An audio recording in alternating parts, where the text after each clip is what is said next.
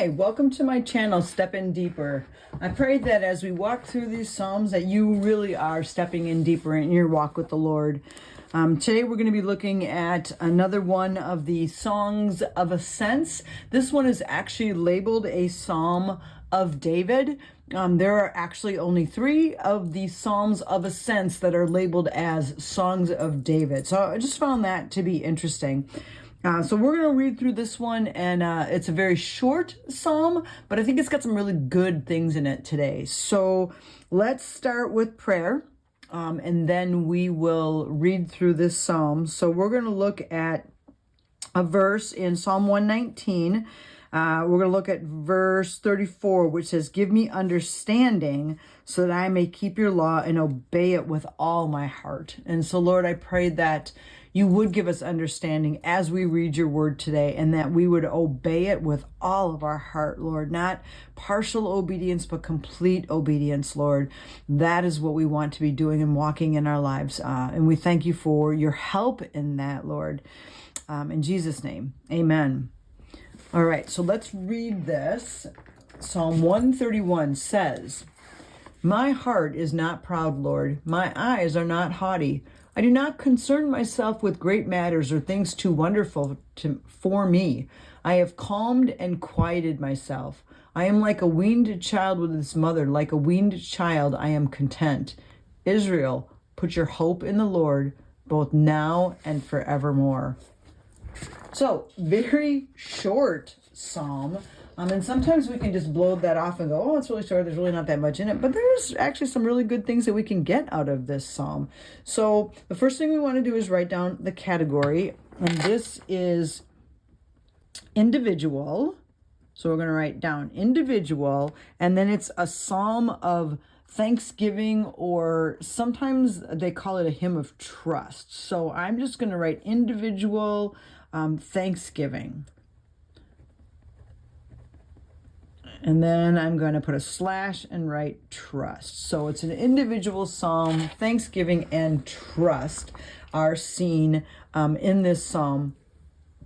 And then some commentaries will actually break it down into like a structure, which I think is kind of funny because it's such a small psalm. But we do see in the first verse, "My heart is not proud, Lord. My eyes are not haughty. I do not concern myself with great matters or things too wonderful to me." We see humility here in this verse. And then we go down to verse 2, "But I have calmed and quieted myself. I am like a weaned child that is content." And this is more of a, I'm leaning back and I'm trusting in the Lord.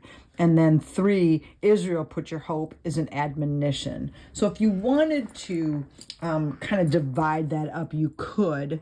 So Psalm verse 1, verse 2, and verse 3. And so what I'm going to do is just write the words on here. So this is humility. This one shows trust. And then verse 3 is an admonition where he's telling Israel they should do this. So that's how we're going to categorize this. Now, when I started reading it, I felt like there was a few words that we should look up. And when I'm looking at a psalm, that's one of the first things I do is look for words that I want to get more understanding from. Especially when it's a smaller psalm, and I'm like, oh, maybe there's some things I can get out of it by looking up the words. So when I read the first section here, "My heart is not proud, Lord. My eyes are not haughty," the first thing I was like, okay, so what does proud mean and what does haughty mean? Do they mean the same thing, or are they something completely different? And so I thought those would be good to look up. And what I did find was that they pretty much mean the same thing. But I wanted to write down like what it meant. And again, when we look at the word proud, what does that word mean? Well, it means to be haughty. It means to exalt yourself or to be lofty. Those are kind of the definitions. So I didn't actually look up the Hebrew word and write down the Hebrew word, but I kind of just reminded myself of what the word proud and haughty means. It means basically exalting yourself. Now, I found it interesting that it says, "My heart is not proud," and then it says, "My eyes are not proud." So I looked up the word heart, and the word heart is the word leb, which means they're your inner man. So let's just write this down. So I'm going to come over here, and it's saying my heart is not proud and haughty, and my heart is the word leb, which is Strong's number 3824 if you want the Strong's number. And this is your mind, your will, your determination, okay, your inner man. So this is all like, inside of you, your inner man. This is all what the heart means. So your mind, your will, your determination, your inner man. But then when we see my eyes, that's more of an outward thing, right? It's things that you're looking at. So one of the commentaries said that this is kind of like talking about the inside and the outside of a man, which I thought was kind of a neat way to look at it. The inside of me and the outside of me is not proud, Lord. And then when he says, I don't concern myself with great matters or things too wonderful for me, what the commentary said there, because I was like, what does it mean that you're not looking at things that are too wonderful for you? But they were, the way they went with it was the psalmist is using it to say, like, I'm not going to take credit for the good things that I see going on in the world, the things that are too wonderful for me. So that was kind of the mindset that it looked at. So basically, David, we know, was a great king, but he's stating that he's not proud or haughty, and he's not caught up in doing these big, great, meaningful things in life so that it's all points to him. So it's just this beautiful, what we want to call like a denial of pride and arrogance and self-ambition. Is what we really see in that section. So then the next section, I have calmed and quieted myself. Wow, that's such a great wording. So again, my mind was like, what does calmed and what does quieted mean? Because if he's saying that, I'm like, ooh, I want to be able to do that. So let's write down, I calmed and I quieted. So calmed and then quieted. And then also I looked up myself, and it's the word soul, which again is that word nephesh, which we have looked up many times. So I'm just going to write down nephesh, because when I see the word nephesh, now I know nephesh means my passions, that inner desires and yearnings that are there, my appetite, my emotions, like the essence of who I am. That's my soul. And it's saying I've quieted that and I've calmed my soul. And I think about the world that we live in today and how so many people are struggling with anxiety and some of those things. And I'm thinking, so how do I do this? What does this mean to calm and quiet myself? So that's why I thought, oh, good to look up these words. So the word calm is Strong's number 7737, and it is the word shavah. Shavah, shavah. And the definition of it is to be even or smooth. And so, like, for me, when I looked at that, I thought to be even, in other words, like, think about your emotions and your temperament, just to be even and not let things like throw you off. And I just thought that was kind of a really cool definition. And then quieted is Strong's number 1826, and it is the word damam, D-A-M-A-M, and it means to be silent, but it also means to be astounded, which I thought was kind of interesting. Now, again, when we're keeping it in context, I would say that keeping it in context, it means to be silent. So when I think about astounded, I would look at it this way: to be so astounded that you are speechless. That's the concept there. So I am calming and quieting my soul. And I think that, again, when you're walking through life, like, this is something that we need to be doing to calm and quiet our soul. And then I love this analogy he uses as he's saying it. I am like a weaned child with its mother, like a weaned child. I am content.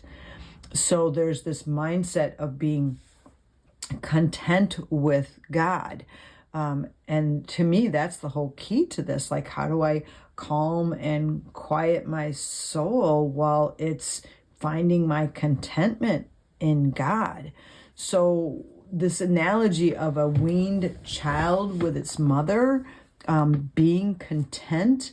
When you think about that, a child that is not weaned, so a child that's still nursing, is a child who cries when it has a need, and then the need is met by mom, but the need is basically for food.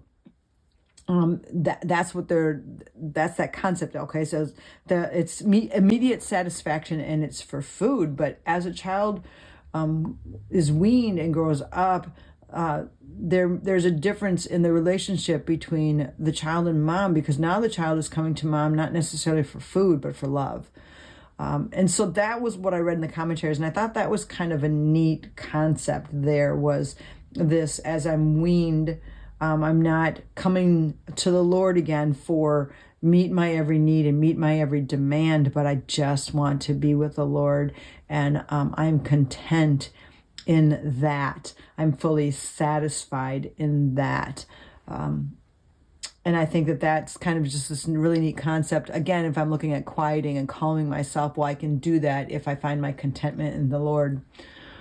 The other thing that made me kind of stop for a minute and look at that word weaned was, I'm like a weaned child. What is he saying he's weaned himself from? Did he wean himself from pursuing God in a way that was demanding? And now I just am content to sit with the Lord? Is he talking about weaning himself from himself? From mental pursuits that could cause pride, from selfish ambition? We don't really know because it doesn't say, but it does say that he is content. And I think that that's the key when we're looking at this is I'm not proud and haughty because I'm looking to the Lord, and I'm acknowledging God, and he's the one that is doing those things in me. And therefore, I can calm and quiet myself and just stay content in the Lord. And then the psalm switches, and basically he's turning and saying, this is what I've done. Now I'm going to turn to Israel. Israel, put your hope in the Lord, both now and forevermore. And I love that. It's, again, hope, meaning waiting expectantly. So we can write that right underneath the word hope. We write wait expectantly. That's what it means. So wait expectantly for the Lord now and forever. And I think that in itself brings calm, right? That in itself brings peace, knowing that it's God that will be there now and forever, that I can wait expectantly for him, and that at some point he's going to move. I love that. This whole psalm kind of reminds me of parts of Psalm 23, where, again, he leads me beside still waters and he restores my soul. I think when we find that contentment in the Lord, in just the presence of God, and not demanding anything from him, but just wanting to be with him, that's where we learn to find calm and quietness in our soul. That's where the Lord can restore our soul, when I just sit beside him and let him do that work in me.